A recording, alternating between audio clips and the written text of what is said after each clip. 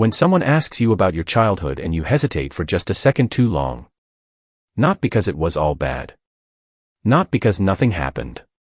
But because somewhere between being a kid and becoming an adult, time collapsed. Like entire chapters were skipped without your permission. You don't remember a clean transition. You remember responsibility showing up early. Quietly. No announcement.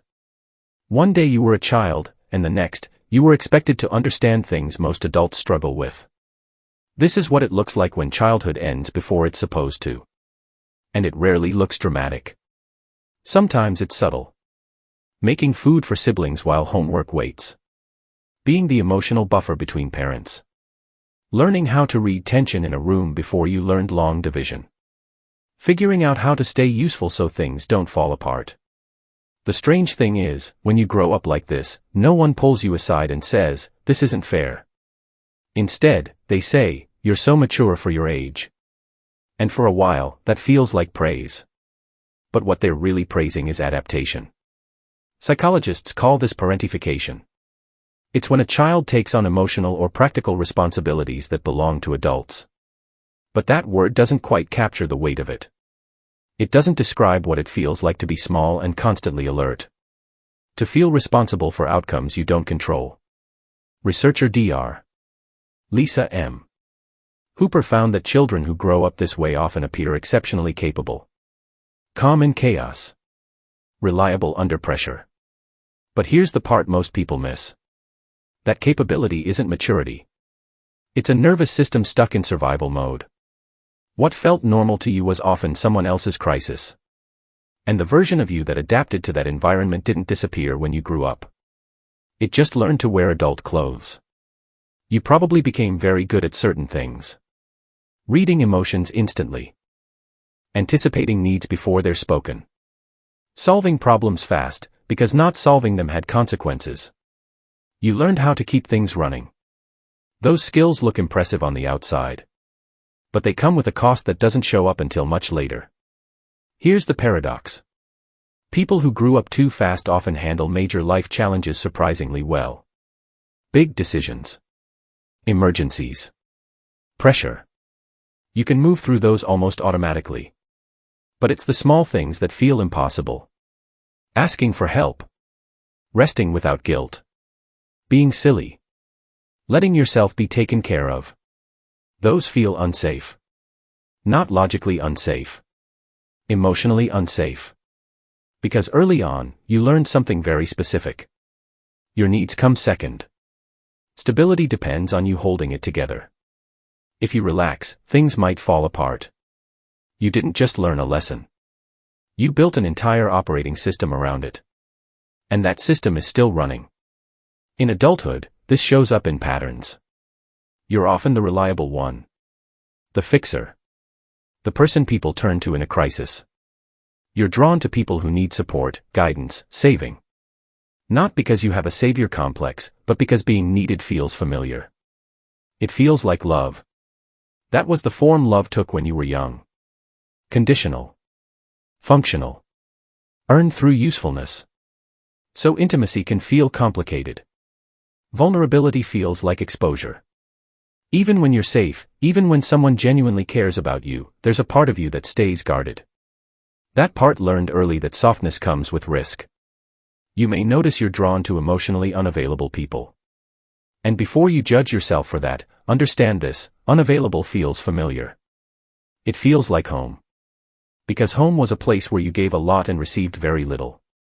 When someone offers consistency, presence, care without conditions, it can feel unsettling. Like something is wrong. Like it won't last. Like you're waiting for it to disappear. There's also the issue of control. Not control in a dramatic or manipulative sense. But a deep, quiet need to manage variables. To plan. To anticipate. To overthink. Because unpredictability once meant chaos. It meant things breaking. It meant you having to step in and fix what shouldn't have been yours to fix. So you run scenarios. You prepare for outcomes that may never happen. People might call you anxious, perfectionistic, type A. But what they're really seeing is a child who learned that letting their guard down had consequences. The exhaustion that comes with this is real. The kind of tiredness that sleep doesn't fix. That isn't laziness or weakness. It's what happens when your nervous system has been on high alert since childhood. Your body never learned what true rest feels like. Because rest didn't feel safe. There's another layer that's harder to talk about. Success. People who grew up too fast often achieve a lot. They're competent, independent, productive. And yet, it never feels like enough. There's always a voice saying, do more. Be better. Prove it. Because your worth got tangled with your usefulness a long time ago. And here's the cruel part. The world rewards this. Society loves people who grew up too fast. We get things done. We don't need much. We're low maintenance. But no one asks what it cost. Another thing you probably learned is emotional labor. You can manage tension in a room like it's second nature. Spot conflict before it surfaces. Smooth things over. Keep everyone comfortable. You do it automatically. Sometimes you don't even realize you're doing it. And yet, you can be surrounded by people and still feel deeply alone. Not lonely in the obvious way. Alone in the sense that no one sees how much effort you're putting in to keep everything stable. Asking someone to notice feels wrong. Like admitting failure. Like you didn't do your job properly. So what do you do with all of this? How do you heal from something that doesn't feel like trauma because there wasn't one big moment? Just thousands of small ones. First, you grieve. Not dramatically. Honestly. You grieve the childhood you didn't get. The version of you who could have been messy, needy, irresponsible, and still loved. That child deserved care, not responsibility. Acknowledging that doesn't make you ungrateful. It makes you truthful. Second, you learn something that goes against everything you were taught. Being needed is not the same as being valued. Your worth is not measured by how much you carry.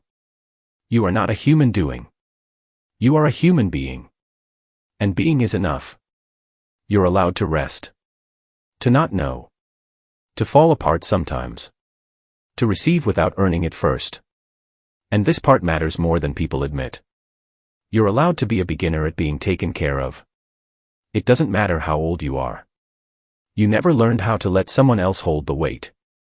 Of course it feels awkward now. Be patient with yourself as you learn. That child who grew up too fast did an incredible job. They were resourceful. Strong.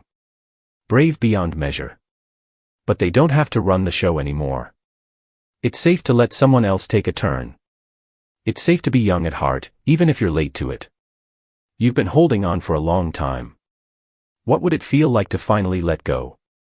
If this resonated with you, subscribe. And if you want to support these deep psychological explorations, consider becoming a channel member. I genuinely appreciate your support.